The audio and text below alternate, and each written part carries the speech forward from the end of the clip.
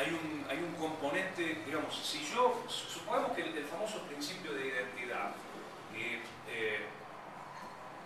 el que se basa la lógica, si yo someto el principio de identidad a la lógica, en el transcurso en el que yo digo A es igual a A, la primera A mencionada mutó en la segunda A, porque ha cambiado la estructura temporal.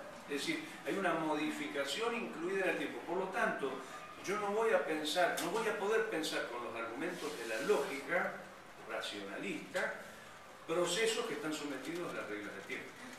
Es decir, que si yo digo Alfredo Alcón en la función 1, no es Alfredo Alcón en la función 2. Aunque podamos sostener en el plano de la lógica que Alfredo Alcón es igual a Alfredo Alcón.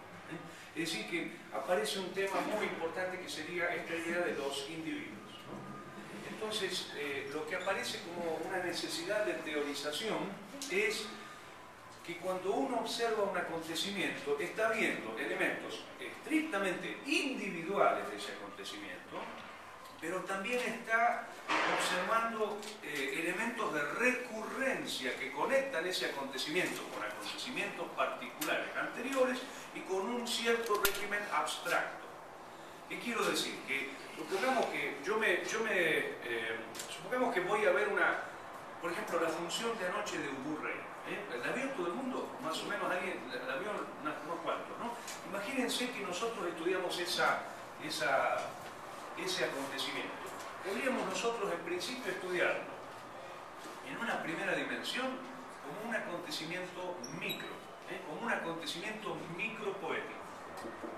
Lo micropoético sería aquello en lo que lo individual es pensado en tanto individual.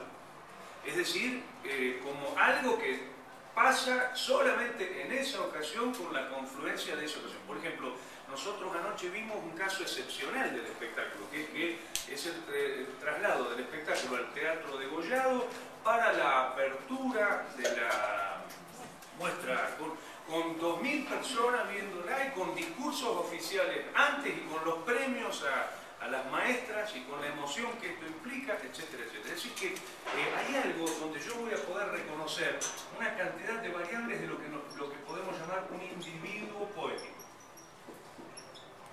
Pero a la vez yo podría decir que esa micropoética se relacionaría con un campo macropoético, que sería ya no un individuo, sino un conjunto de individuos. Por ejemplo, yo hice la relación antes con la función en el teatro chiquitito. Es decir, yo no voy a estudiar solamente X, sino que voy a estudiar en este caso la relación entre X e Y. X sería la función en el degollado e Y sería la función en el teatro chiquitito. Pero a la vez yo esa relación la podría ampliar, porque yo podría decir, por ejemplo, ¿por qué no confrontar lo que hablábamos que sería la puesta en escena de los chicos de anoche con la de Peter Brook, por ejemplo? O la relación con las puestas anteriores que se han hecho en México. O sea, nosotros tendríamos un conjunto de individuos que podemos pensar en términos infinitos, porque podemos no solo relacionar esto con esto, sino esto con un montón de otras cosas. Es como si yo les dijera, voy a estudiar Casa de Muñecas en sí misma, el texto, pero también la voy a estudiar en un conjunto macropoético que sería Casa de Muñecas comparado con Un enemigo del pueblo, con El pato salvaje, con Las columnas de la sociedad, con La dama del mar, o Casa de Muñecas comparado con La señorita Julia. Es decir, voy a trabajar ya no con un individuo, sino con un conjunto de individuos relacionados, ¿no? Y habría un tercer nivel, que es lo que nosotros llamaríamos una poética abstracta. La poética abstracta ya sería una construcción intelectual, una construcción de laboratorio, una construcción que no reivindica lo individual, sino que reivindica ciertos modelos que nosotros podemos construir como legados de toda la humanidad. Supongamos, yo podría hablar de la poética de la farsa, por ejemplo, o podría trabajar con la poética del teatro de títeres, de lo que implica una construcción teórica respecto de la poética del teatro de títeres. Entonces, lo interesante es que cuando uno analiza un acontecimiento, uno está colocando el acontecimiento en un recorrido que podemos llamar de inductivo, es decir, de lo particular a lo general, y en un recorrido al que podemos llamar deductivo, que sería un recorrido de tipo general hacia lo particular.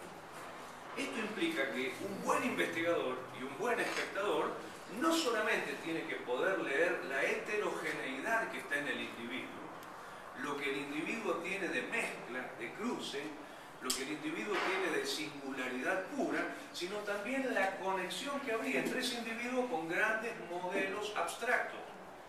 Llámense expresionismo, realismo, posmodernidad, sainete, modernidad, teatro medieval, etc. Que son construcciones que nosotros hacemos en el laboratorio y que tenemos que conocer. A mí me impresiona, yo muchas veces siento que soy, ¿vieron el principio? No sé cómo se le llama en México, son las rocolas, donde uno